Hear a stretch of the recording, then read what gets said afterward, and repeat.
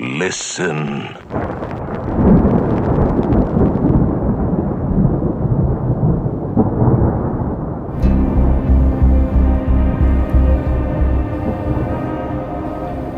Sweet dreams are made of this. Who am I to disagree? Travel the world and the seven seas. Everybody's looking for something. When hinges creak in doorless chambers, and strange and frightening sounds echo through the halls, whenever candlelights flicker, where the air is deathly still, that is the time when ghosts are present, practicing their terror with ghoulish delight. There's no turning back now.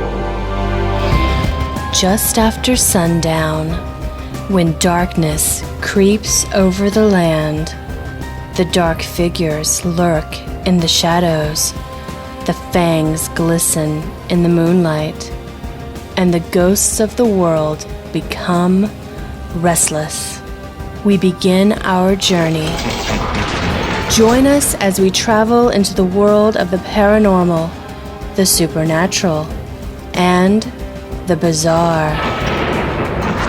On Nightwatch, with your hosts, Todd Sheets, Chris Weisbach, and Hugh McClanahan.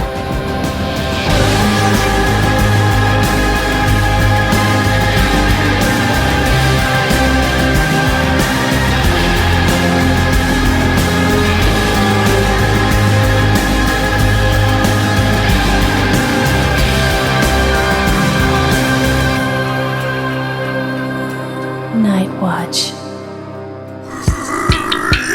Hello and welcome to Nightwatch. I'm your host, as always, Todd Sheets, here with Johnny Reed. Greeting salutations.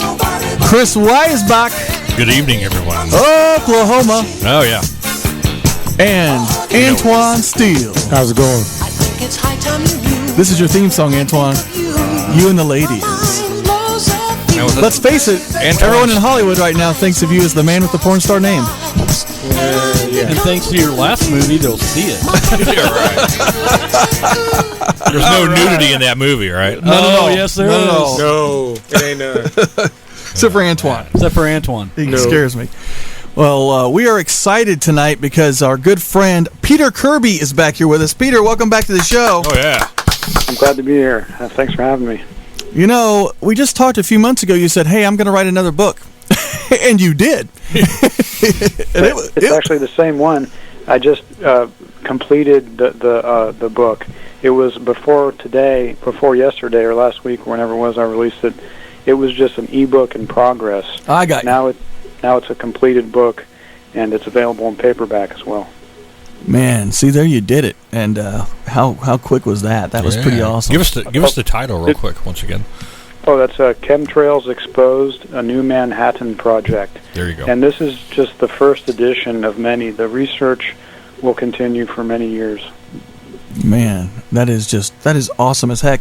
And it's true what you say, you know, comparing it to the Manhattan Project, because a lot of people considered the Manhattan Project fantasy or some kind of fiction that someone thought up. In reality, it was not fiction at all, and it was anything but fiction, just like the topic that you're writing about. Yeah, well, let's just jump right into the information then here. My latest discoveries, which actually are not in the book, is that I've found even stronger connections between the original Manhattan Project and the new Manhattan Project. I've been able to discern what looks like a tightly knit group of physicists who at the time were the most prominent physicists in the nation. These were the same physicists who brought us the atomic bomb in the original Manhattan Project, and shortly afterwards, after they did that, they were also working out of the Massachusetts Institute of Technology's radiation laboratory, where they developed two crucial aspects of today's new Manhattan Project. They developed the first versions of the technology. And these two bits of technology were the development of over-the-horizon radar, which eventually evolved into the ionospheric heaters, otherwise known as HARP. And also they developed the first technology that was able to remotely control aircraft, which I believe, the planes of today's New Manhattan Project are remotely controlled. They are drones, I believe. Man, drones. Yeah. What I mean, that's the thing. I like the idea of drones. I mean, they're great tools for filming. They're awesome if you want to get a package from Amazon in like 3 hours. Right. But then they got to turn everything. It's so weird. Every new technology, the first thing they have to do is turn into something bad. Well, manipulating nature isn't something new, right? No. I mean, this has been going on for quite some time. You can trace it all the way back to the 1800s, if I'm not mistaken.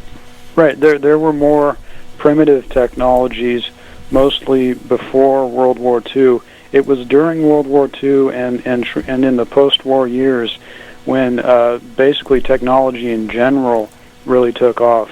It had a lot to do with the fact that technologies that arose were developed secretly during the war had helped us win the war, namely the atomic bombs and radar, and these technologies proliferated greatly after the war. You said what were we talking about there? The primitive technologies pertaining to what? Weather manipulation. Oh yeah, okay, yeah, because I had a thought on that. The idea of geoengineering was largely proliferated after the war as well by the same physicists who were involved in bringing us the atomic bomb in the original Manhattan Project. One man in particular named Glenn Seaborg basically developed the whole idea of manipulating Earth's natural systems to man's advantage. He called it planetary engineering. That was the first terminology that they used, and that's very synonymous with what they call today geoengineering. Right. And now, doesn't that also apply to some of the things they were doing with the HARP project, because they were controlling and bending the ionosphere, and along with that, isn't a lot of this technology we're talking about, didn't a lot of this come from like Tesla and some of the Nazi scientists that we ended up Operation pairing up with? Paperclip. Yeah, Right. yeah. Yep. Absolutely.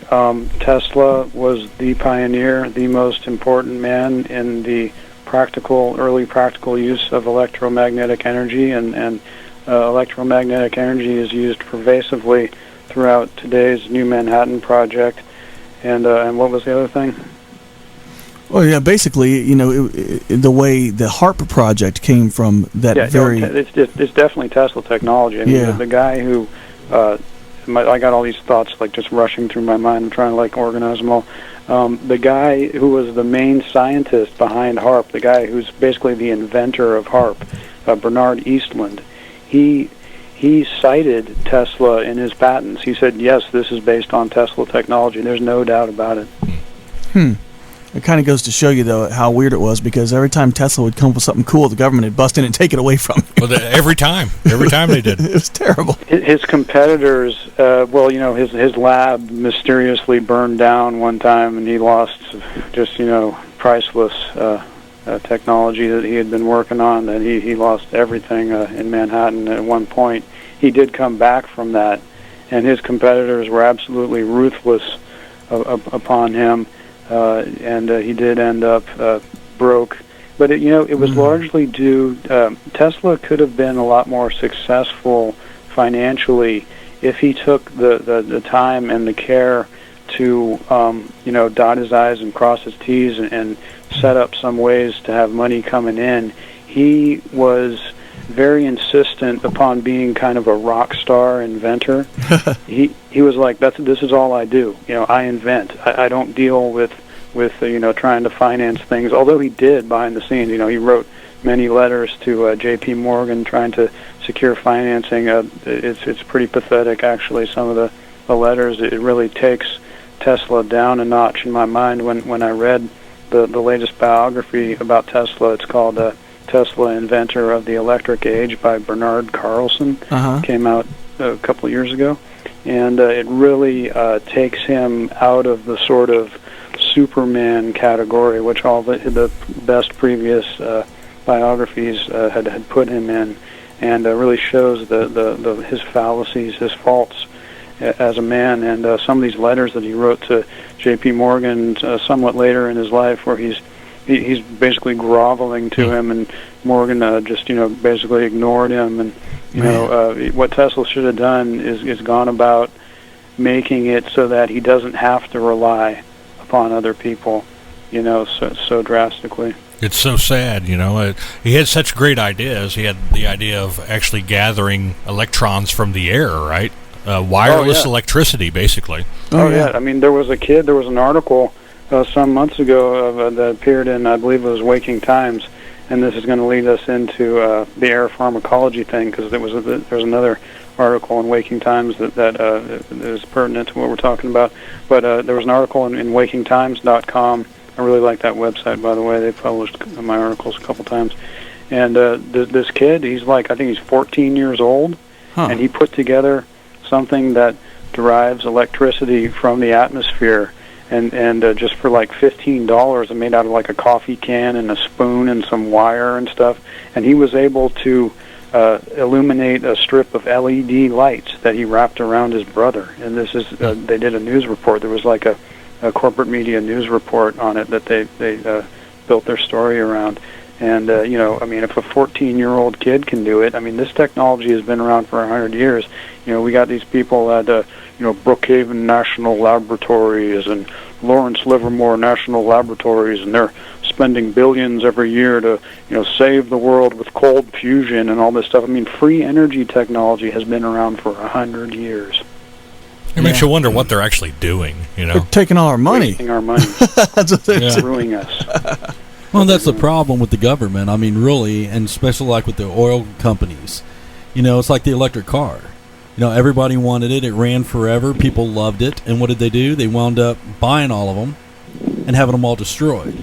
Well, that and plus any kind of water energy or any kind of energy other than fossil fuel, because even though they're supposedly not supposed to be together, we all know they are together. Okay. Unfortunately our current political system it's all bought and paid for by people like Monsanto and these huge oil barons, these Bushes. And it used to be one of those things where back in the day OPEC was supposed to look out for people like us. I don't even think OPEC's around. They're just asleep or something. I don't know or else they're all ran by corrupt people, because it's like the other day I was looking at this. I was at the gas pump. I'm like, okay, gas jumps 40 cents, no reason. It just goes up to $2.15, and then the next grade up, if you want to get the middle grade, and this is funny in Kansas City because I get a kick out of how low octane we are here, and the middle grade was like 87 octane or whatever, and they're like, oh man, we're gonna jump this up 70 cents. And then the next grade up was 30 cents. And I'm like, this is ridiculous, because like when I was down in Dallas running around, the gas down there was like huge. You're talking, 99 octane gas, and it was cheaper than our, 87 octane gas. And I don't understand even what the hell's going on with this whole thing. Well, and Iowa's got the ethanol or whatever. Ethanol, yeah. And the thing is there, ethanol was going to be a savior. Also, the stuff that Willie Nelson uses in all of his vehicles, that basically moonshine? The corn oil. Yeah, moonshine. Yeah, the corn oil. It's like that stuff's ethanol. Amazing. You follow behind him, and it's not ethanol. It's like something different. It's different. It's like a type of. You can literally go. Like he said, he was running out of gas, couldn't find a gas station, but he did find this little shack on the side of the road. So he went in there and got their oil that they were cooking their fries and stuff in, poured it in his vehicle, and drove off, because he's got that converter on there. And the funny part is, when you follow behind one of his deals, because I actually was behind his tour bus, and it smells like French fries. That's awesome. Swear to God. Mm-hmm. You gotta love that. French fries and pot. Right. It's really strange. He's fried and baked. That's it. But you got to say, this is the thing. It's not going to change because it's already too far for it to change. I think the only way it's going to change is an uprising of people.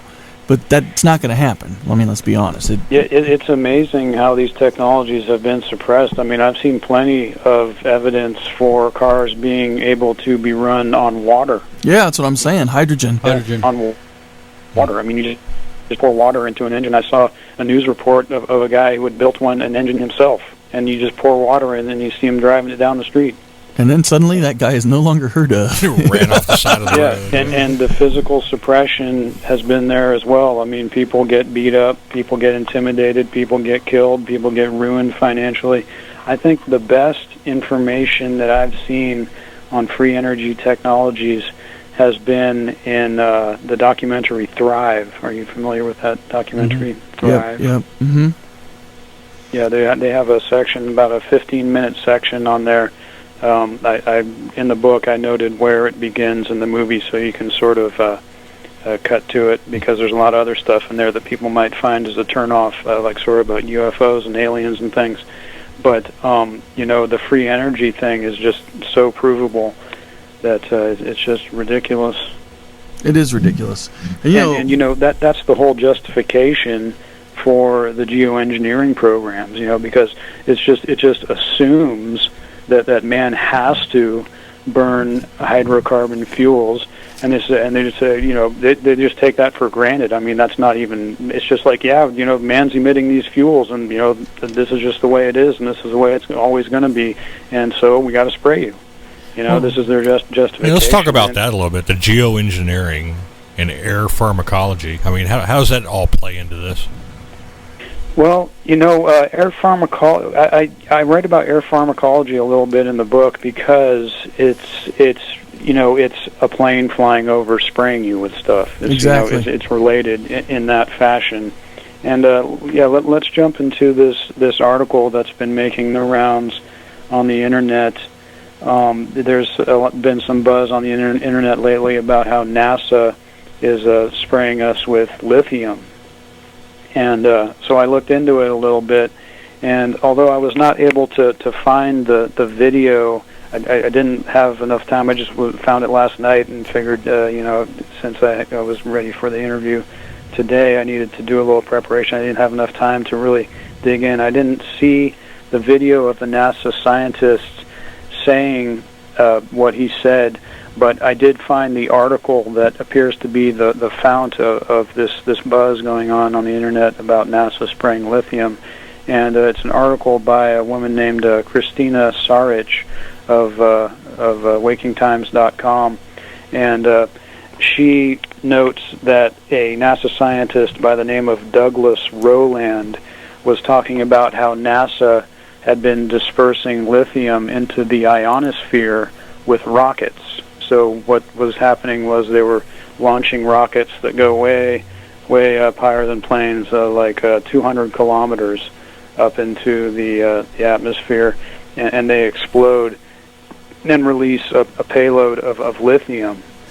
And the author, Sarich, she started talking about how lithium is a psychoactive toxin, apparently, or a psychoactive chemical that has mood-altering effects upon people, and going on with that type of angle, the air pharmacology angle. But really, and I don't mean to take her down, because I think she brings out some really great information. Some other papers that she notes, she turned me on to an air pharmacology paper that I was unaware of. But this idea of sending rockets high up into the atmosphere, in other words, into the ionosphere, and then detonating a payload that disperses chemicals way up there, goes back a long time. This is how they originally mapped the ionosphere, mapped the auroral electrojet. There's a book written by a guy named, what's his name now? It's called Rockets Over Alaska. I forgot the guy's name. He was a scientist who was directly involved in these activities in the late 60s and early 70s, and he talks about how they did this hundreds of times, releasing all kinds of chemicals, like the chemicals that we see in the chemtrail sprays today. Aluminum, barium, and strontium were some of their favorite chemicals to disperse by rocket. But what the NASA guy was talking about here with the lithium is somewhat similar to what was done when they mapped the ionosphere in the late 60s and early 70s. Douglas Rowland of NASA is talking about how the dispersion of lithium in the ionosphere is used to study radio propagation in the ionosphere for communications. So what he's talking about is not air pharmacology. What he's talking about is studying radio wave propagation in the ionosphere. But Roland, the author, Christine Nasaritz, the author of Waking Times, sort of took the air pharmacology angle, which is interesting. Well, yeah, when you go into pharmacology, you're talking about the intent of a government organization to sedate the human race, correct? Manipulate the masses. She cites a couple of papers here. I mentioned one of these papers in my book. It's titled Feasibility of Aerosol Vaccinations in Humans, where they talk about how they've done it in third world countries and stuff. And they're just like, yeah, it was great. We took care of... Actually, I think I didn't buy the paper. It's one of these papers you got to pay like $30 for or something, but they had the abstract available. And in the abstract, which is usually the most important part anyway, they say how, yeah, we've done it to, these people here, and it was really great and, very effective and all this. And then she also notes another paper that I was unaware of. It's called A Randomized Controlled Trial of Aerosolized Vaccines Against Measles. So that's crazy. Aerosolized. It's mostly vaccines is what they're doing it with. Right. Vaccinating people. These are forced inoculations, and it's really wonderful that they just get to, fly planes over and just spray us with whatever they want. That is interesting. Well, it's crazy when you think about it. I mean, it's really turned into a government, and a lot of it's the corporate, too, because the government and the corporations are so hand-in-hand anymore, it's not even funny. Oh, sure. I mean, when you consider, 40 years ago, ballpark, we were at console TVs.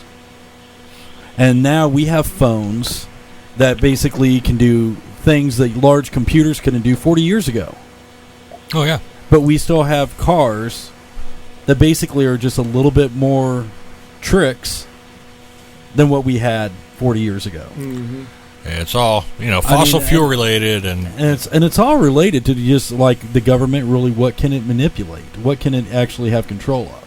Now, when this first started, you talked about aluminum and barium that these rockets were ejected into the atmosphere. I thought that was a process of trying to decrease the global warming issue. Was that true, or? I haven't seen too much of that type of spin in the weather modification documents. When they're talking about I know there's been some talk of it lately about how rockets might be used for such purpose. But the historical weather modification documents mostly, in fact, entirely talk about rockets being used to map the auroral electrojet. And then there is one paper that I know about where they would shoot off rockets in order to map wind effects upon the trail left behind by the rocket. They could measure how far it blew and how much time. The stuff that the rocket left behind, but that was all that was mostly basic science, of gaining a basic understanding of the mechanics of the atmosphere, and we're way past that now. Well, how is all that tied in with HAARP? I mean, are they also using the HAARP with? I know a lot of the papers where they're actually trying to control the weather and not just study it. One of the most important patents to the whole study of the New Manhattan Project and geoengineering and chemtrails was one of the HAARP patents. It has this incredibly unwieldy name. I forget what it is, but it's mentioned prominently in my book. There's about, I think it's 12 HAARP patents, and this is by far the most important one, where they just say, yes, if you choose a certain element, a certain particle, a certain molecule, for dispersion and a saturation of a certain part of the atmosphere, and they're talking about the lower atmosphere, where our weather happens in the troposphere. They're talking about having the atmosphere saturated with a certain particle, and then HAARP coming in and resonating with these particles and moving them around and heating them up and doing different things to them in order to modify the weather. It's very, very clear. Wow. Scary. Well, if you talk about weather modification, you're talking about monopolizing. I mean, this goes into, the farming and that entire industry, right? You could make or destroy, giving what means you want. But let's face it, though. Let's take it that other level. Anything that is ever created, and we have movies that make fun of it, like Real Genius. Big Bang did an entire episode last season of it. Right. But it's like anytime you have something that could be a benefit to mankind, it's got to be turned into a weapon. What happens if all of a sudden you have the ability to create F5s? All right. What happens if you have the ability to actually have 100 lightning strikes all at one time?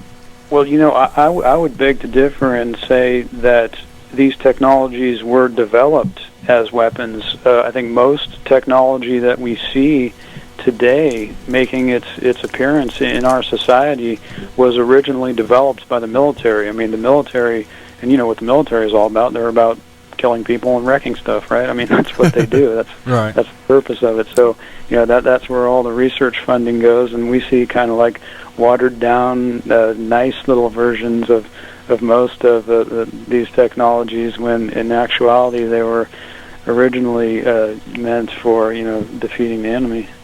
Well, it's like you said when you buy a phone. I mean, whatever model phone you have, the government's already got like 20 million, models ahead of it. So, or at least a few. Well, yeah, you know what I mean. Right. I'm exaggerating. But they're always toys. so far ahead of us, so it's really hard to predict where are they really? How far advanced is the government behind closed doors? And that's all part of the new Manhattan Project. Well, and I really believe that, as far as like you were saying about creating F5s and this and that, I think we're already there. I think that's all that's been done for years. I think. Just haven't been proven. Yeah. What's an F5? An F5 is the highest. It's basically what you rate the damage of a destruction of a tornado. Yeah. And an F5 is what they say is the most destructive tornado that can be created. Yeah. As you can tell, I'm out here and not in tornado country. Exactly. Right. Yeah, they can do that. They absolutely. I absolutely believe they can create tornadoes and hurricanes and all types of nasty weather. Well, the number one thing that made me understand, first of all, it was a government website. You can't get a government website unless you're part of the government. I mean, it's you can't fake that. So harp.gov. And then on top of that was the whole test they did at Devil's Mountain. And the fact that... Devil's Tower. Yeah, Devil's Tower. That's what I mean. So they have like this... They had there at Devil's Tower a test where they formed a cloud right over the top of the tower and they rained snow and rain on it. Then they decided to reverse that. And so they made a ring around the tower. The tower itself was dry, but everything around it was snow and rain. And they did this all in like a period of a couple of hours, and that was their test. And by bending the ionosphere, they could drastically change. But the problem is, with microwaves, you can also drastically change people. You can create riot situations when when everyone's peaceful, because you can actually change emotion. Well, that was the whole idea. Stress, They were experimenting with that back in World War I, right? Yeah. Where they were trying to manipulate the public by different sorts of sprays or whatever they were going to do. Microwaves. Well, I'm searching. There was a guy, one of these physicists, who worked on the original Manhattan Project and then worked out of the radiation laboratory at the Massachusetts Institute of Technology. This physicist, he was originally a Wall Street banker, and his name was Alfred Lee Loomis. And he did his early experiments. He turned himself into a scientist, but a lot of his early experiments were with brainwaves. Oh, yeah. He was heavily into it. He was, I think, he was one of the developers of the electroencephalogram, which is a way to monitor brainwaves. Yep. And these same scientists are deeply into the mind control stuff. Bernard Vonnegut was into it. Bernard Vonnegut is one of the most important scientists to the development of technologies that have gone into today's new Manhattan Project. So was Gordon J.F. MacDonald. Gordon J.F. MacDonald was all about it. And Teller, right? Edward Teller? Teller, I have 3 books that I have not read on him yet, but I have not seen his involvement in mind control yet. But like I said, there's plenty of stuff that I have not looked into. I mean, he wrote Teller, as far as Teller is concerned, though. I mean, he wrote papers in the 90s where he was just, I mean, he wrote about spraying aluminum. Yeah. Nobody else was writing about spraying aluminum. They're like, oh, we'll spray you with sulfates, or we'll spray you with silica, or, like these sort of sort of benign things. But he was just like, we must spray the earth with aluminum. And he wrote this in like multiple papers, him and his co-authors. I mean, I guess he figured he was going to cash out pretty soon. Might as well just spill the beans. It was a big deal. I mean, in an effort, right, to somehow diffract, the sunlight and try to reverse global warming, I think was the idea behind putting aluminum particles in the atmosphere. Of course, it kills everybody and everything, but hey, that's all right. Well, you're not up there. I guess the question would be, how long, I mean, if they're shooting these rockets off and dissipating and I don't think it's rockets. Chemtrails. Chemtrails. How long does this stay in the atmosphere, and what's the dissipation rate, or is there a dissipation rate? You're talking about when they blow up rockets in the ionosphere, all the toxic junk? I don't know. I've never seen any study of it. I mean, as far as when it comes to, our health impacts to all this stuff, they either don't tell us. I mean, my theory is that they know damn well what it's doing to us, and that they've studied it extensively. Everything that they've ever done. You know how the government does it. They're like obsessive about every little thing, and I think that there's probably lots and lots of studies that they've done pertaining to all these experiments that they've been doing over the years, but they just haven't made it public because it's probably, I mean, even if it was good, they probably wouldn't make it public, but it's probably really bad. Well, if you look at it, I mean, you yourself studying chemtrails and writing books about it, you've seen where people have done, they've always been independent studies where they've actually got particles from the air. Sometimes the stuff falls down and slaps someone's shed. I mean, that happened. I saw it on the news where this glob of junk just landed on some guy's shed out in Topeka. Like stringy Jello or something. And they got rid of, they evacuated the whole area. I'm like, if it wasn't bad, why would they evacuate the whole area? Well, it was probably just waste from a plane. Oh, really? Then why'd you evacuate the whole area? So when they start doing tests on this stuff in the air, well, and here's the thing: aluminum, barium, mercury. There's all these things plus mercury, a million other things. Yeah, that'd be bad. That's in these chemtrails. So these are that's just the tip of the iceberg. I mean, the list. I mean, I'm sure that we could find out more and more. And I know Peter probably knows a lot more than I do about it. But they've been spraying us with whatever they want, whenever they want, for 70 years. And they're relying upon a legal loophole in the U.S. code that says that they can do that as long as it's for peaceful research. I mean, killing you is apparently peaceful research to them. But, I think that their loophole is kind of precarious because the real dominant legal doctrine is actually the Nuremberg Code, which says that, when people are experimented upon, they have to have informed consent. This is the dominant legal doctrine that has been enacted and espoused in almost every civilized country, let's just say every Western country since World War II. So, this has much more legal precedent, and if you ask me, that's where we should be hitting them in a class action lawsuit, based on the principles of the Nuremberg Code. But Peter, people have to believe this, and unfortunately, the majority of the people in this country, they don't want to hear it, they don't believe it, and they call all of us a bunch of conspiracy crackpots when we try to explain it. And I'm like, well, look at the sky, let's look at the difference. And I'll stand there with a person who's oblivious, and I'll say, here's a chemtrail, it dissipates quickly, it follows the plane, it's gone. Here's a chemtrail, it forms stars in the sky and checkerboard patterns. Oh, that's normal. Well, here's the thing, right? It's got to be, I mean, is this involving commercial jets? I mean, is this material somehow? I think they are involved. I think so, too. They are involved. What we need is more hard evidence. We don't need the majority of people to realize what's going on. We need to win in a court of law with enough hard evidence. And I think that we can that hard evidence can be generated, eventually. But I don't know how it's going to happen. I mean, hopefully there will be enough awareness of this for government accountability office investigation or a congressional investigation. That's what I hope for, and I hope they could recover more hard evidence there. We do have some hard evidence. We have the rainwater samples, which are hard evidence of stuff being in the air that are not supposed to be there.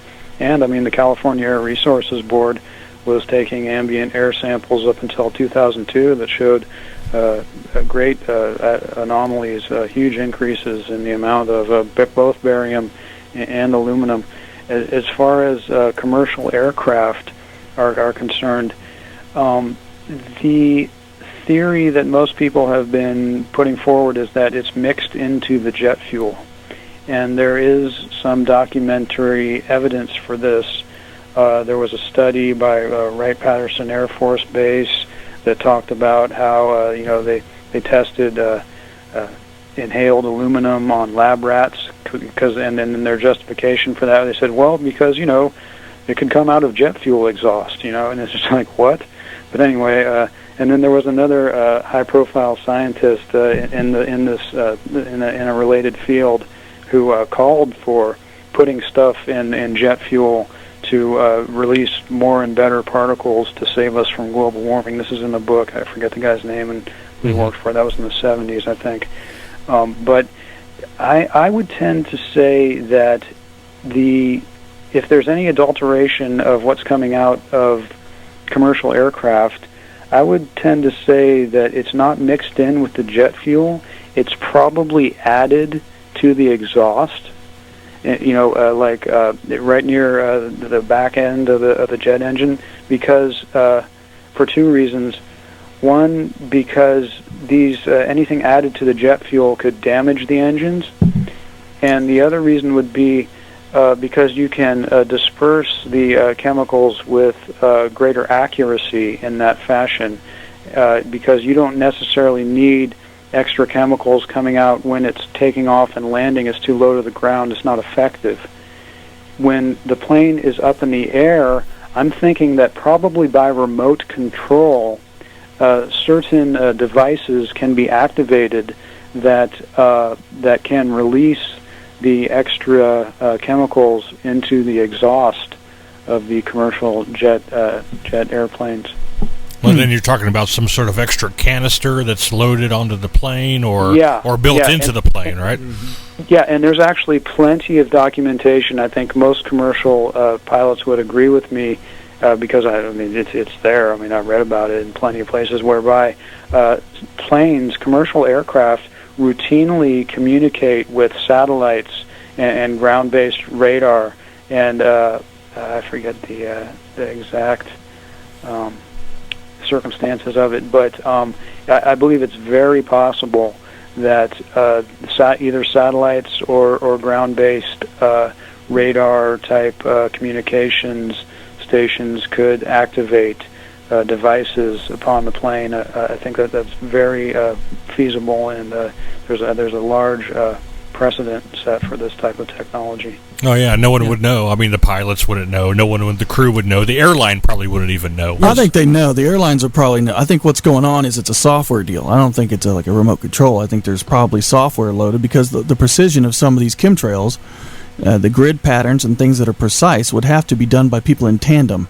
So it would have to be something where it's a computer program that would precisely know which aircraft to do what with, or else there would be no reason to have like weird triangles and weird, because it's not, there's no way that's, a lot of people say, well, maybe it just happened. Yeah, I don't think so. The big chemtrails and the ones that go from horizon to horizon and stay there for a long time are probably sprayed by dedicated planes. What I'm thinking of as far as the commercial aircraft dispersing anything extra would probably be like the sort of longer, wispy ones that you see that they come out. They're kind of thin, right, but they stay there and they dissipate pretty quickly or turn into get kind of wide pretty quickly. The big fat ones that they lay from horizon to horizon and basically form a cloud cover. These I think are the ones that are coming from dedicated spray planes, and if you had a dedicated spray plane, the dedicated spray plane that I outline in the book is one which doesn't use jet fuel at all. Yeah. There is a huge historical body of scientific evidence that says that planes can be powered remotely from ground-based antennas, such as like ionospheric heaters, but it may be separate things. But it's called wireless power, and this goes back a long time, and there's just tons of evidence for this. Boeing has like tons of patents on this. Raytheon has been one of the greatest developers of this type of technology. And if the plane is powered remotely, powered wirelessly, well then where you would normally put the fuel in the wings, you just fill that up with chemtrail spray, and then you can disperse way more chemtrail spray and have the fuselage just filled with like computers and stuff, maybe a little bit of extra chemtrail spray, but and these are tanker aircraft, which are designed to hold just gigantic amounts of fluid.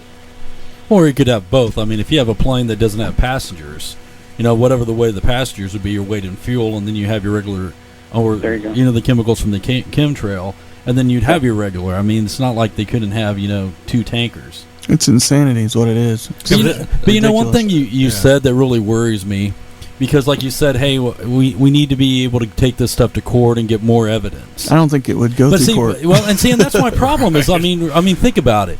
I mean, we had the whole thing with Kennedy. They talk about conspiracy theories, but they locked up the evidence. Right. You got Area 51. How many people for how many years wants to know what's there? It's locked It doesn't up. exist, damn you. Well, yeah, exactly. But I mean, even today, you turn on CNN. Let's talk about 9/11 in the Pentagon, okay? Well, yeah, granted. Taking all the footage. That's a different gift. Yeah, that exactly.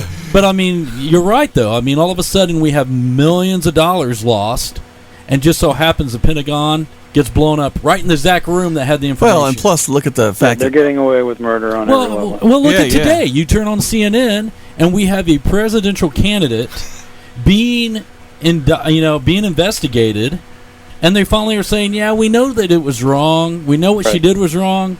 People probably died, but we're not gonna put anything against them." How does that happen? Yeah, I mean, that's what really worries me, because you're like, even if you have all this evidence, number one, how many people are going to live through the trial?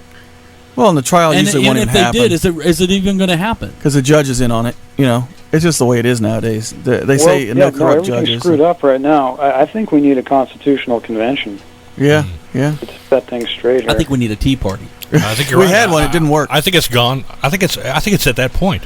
It's over the edge, man. I mean, you got to give us a little break here. Yeah. I mean, we're supposed to choose between these two people. Evil and eviler. Well, Karen Hudis, the top lawyer for the World Bank. I don't know. Are you familiar with Karen Hudis? Yep. Yeah. Yeah. She's saying that we have been operating under a second secret constitution since I think it was 1787. Or wait, no, not 1787. 1877, I think it was. Something like that. 1877, I think. She said, if I've got the dates right, I'm terrible on American history, but she says that the banksters forced America into this secret second constitution to pay off the Civil War debt. And ever since then, we think, your average American citizen thinks that he has the protections of the original Constitution, but really secretly, America has been incorporated under this second secret Constitution. So, that would explain a lot of this gigantic corruption that's going on, and just, the mind-numbing things that these people get away with. So, that's why I say we need a constitutional convention. That's what Karen Hudis says as well, to get back to the original Constitution and do away with all the garbage that's been stuffed into our system. Well, I mean, and that could be a whole other show, because when you start talking about another Constitution, I mean, everybody starts talking about the New World Order, the whole Illuminati. I mean, you have that all tied in with Prince's death. There's a lot of stuff around there. He was a big activist for the chemtrails. Yeah, he was. Believed in it. Yeah, he was. Oh, he was huge. He did a lot of different talk shows about it. I know he came on the Smiley Show and said some things about it, but I mean, did he do other things? Yeah, so he was really big into the filtered water. That was his big, he couldn't, that they were actually putting things in the water to change it wasn't just the ozone. fluoride. But it was the fluoride, and what were they doing, and how was it changing moods and how people react. Okay, well, I mean, how heavily do you think he was addicted to these opiates? Well, I don't know. Everything I'd read on him before his death was that he was a health nut. He was a Jehovah's Witness. That he wouldn't even eat certain foods because he really wanted to be real healthy. So I find it really hard to believe that somebody is that healthy, that much of a health nut, is going to have a drug problem. He looked healthy that's to just me. I me. mean, it was a shocker to me when he died. You know, I always thought to myself, you know, he looks really good. I mean, this guy's going to live to be 100 years old. It's going to be great. You know what I mean? I'm going to be rolling around in the back of a limo with Prince someday. It's going to be cool, you know. Well, there's too much stuff around it because, I mean, it's like they investigated it, and then it was one of those things where they didn't even know it was his death. It was like several hours they kept saying there was a death at the compound, which turned into, oh, now we found him dead in the elevator. It was on the anniversary of when he severed his ties with the production company. He died in an elevator, which is a reference to what he actually said, let's go crazy, I believe he talks about dying in an elevator. Mm-hmm. And in interviews, they asked him what the elevator was, and they said it represented the devil. Jesus. But I mean, all this stuff kind of. I mean, we just went off the rails. Yeah, I'm not sure where we're going here. We jumped the shark. No, it's very pertinent because when Prince died, the Google Trends for the search term chemtrails spiked higher than it had ever spiked. Someone at Activist posted an article about this. I'm about to do an interview with this guy. His name is Cassius Camarampi, I think is how you pronounce it. That's amazing. And he did an article about that. And I've been monitoring the Google Trends on the chemtrail search term since then. But yeah, he died, and the people started referencing Prince's previous comments about chemtrails. I think it's actually done quite a bit for the movement here. Yeah, well, that's good. That's good. But I mean, how much interest overall do you think there is in this subject? You know, countrywide. It's really hard to tell. I mean, I don't travel. I'm just here in San Francisco, but you know, San Francisco is actually a pretty good place to kind of gauge the nation's temperature because we get so many tourists, not only from around the country but around the world. And it's really hard to tell. It seemed like about a year ago or something, there was a local activist by the name of Patrick Roddy who got something printed in a local magazine or a local newspaper called SF Weekly. And at that time, it seemed like the awareness was like really, on the surge. And most people, when I would talk to them, ask them about it in the cab. I drive a cab, by the way. They would, it would be like maybe half of the people that I asked, they would say, "Oh yeah, chemtrails, I've heard of that." And now all of a sudden, it seems to have reverted back to about 1.5 and 10. 1 point, I guess that would be 15%. Yep. And it's people don't want to come to grips with it. It's just it's such a terrible thing. It's like, I didn't want to believe it either.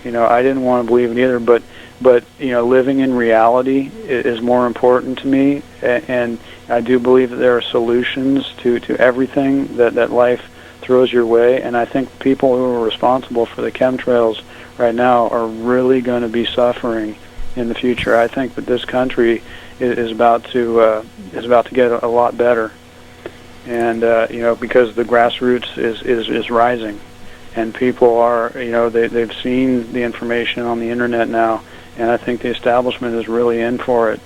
But in the meantime, there's a lot of people in San Francisco who are making like $150,000, $175,000 a year. They're fresh out of college. They don't want to deal with it. They're working a corporate job. They got bills to pay. They have their whole life where, they need to go to the Warriors game, and maybe they got kids and all this stuff, and it's just money out all the time, and they're just, on a treadmill. And then to have something like this thrown in front of you where they're like, it just basically tells you that everything you do is for naught. I mean, you're being sprayed, you're being murdered, you cannot prosper. That's what the chemtrail thing says to people. And so, there's just, I think, a majority of people who, when presented with this information, they know deep down, subconsciously, that that this is true. This is really what's going on. subconsciously everybody knows what a corrupt society we're living in, but people just don't want to come to grips with it. I need to get all your information out there for all of our friends worldwide that actually want to check out your stuff, where they can get the book and all this kind of thing. Okay, well, yeah, I mean, the best place to go for that is my website. I've resurrected it recently. I want people to buy the book from the Create Space e-store. That's where I get the biggest royalty. It is available on Amazon.com, but if you go to my website, peterakirby.com, all the links from the homepage there go to the Create Space e-store. But, yeah, it's available on Amazon as well. And all you really need to do is go to peterakirby.com, peterakirby.com. peterakirby.com. Yeah, check it all out. The New Manhattan Project. Yeah, Chemtrails Exposed, a New Manhattan Project. And you can, I just had an interview with Corbett that came out today. I have all these papers that I published on Activist Post. I'm a staff writer at Activist Post. If you search my name and the term chemtrails, you get plenty of free stuff. That is awesome, Peter. I want to thank you so much for sharing this with us again. And as you know, you're part of the family, so anytime, you just let us know and you're back. That's awesome. I get to come in here and vent whenever I want. That's right. You bet. We love we enjoy it. You scare the hell out of us, but we still love it. Yeah, I'm not feeling so good now. I'm going to get to the bottom of this. You know, we only fear that which we don't understand. That's right. Get to the bottom of it. Let us know what's going on. Great. Okay, Amanda, Todd, Johnny, Chris, Antoine, everybody, have a good one. Thank you very much. Thank you. Take care. Good night. Good night. Good night. Okay, bye. Wow, guys. Whoa. Always a Peter great show with Kirby. Peter. Yeah. Scary. He's not here. Oh, man. I'll be up late again tonight. I tell you what, if they ever detected lithium in rainwater, It's time to be done. we'd have a real issue, wouldn't we? Wait a minute. We're going to break. They've been cleaning it up. In the ghetto, and my mama cried. We're going to break. We'll be back right after this. You're listening to Nightwatch Radio. This is James Lorenz. Good evening, Mr. and Mrs. Front Porch and all ships at sea. Nightwatch Radio from coast to coast.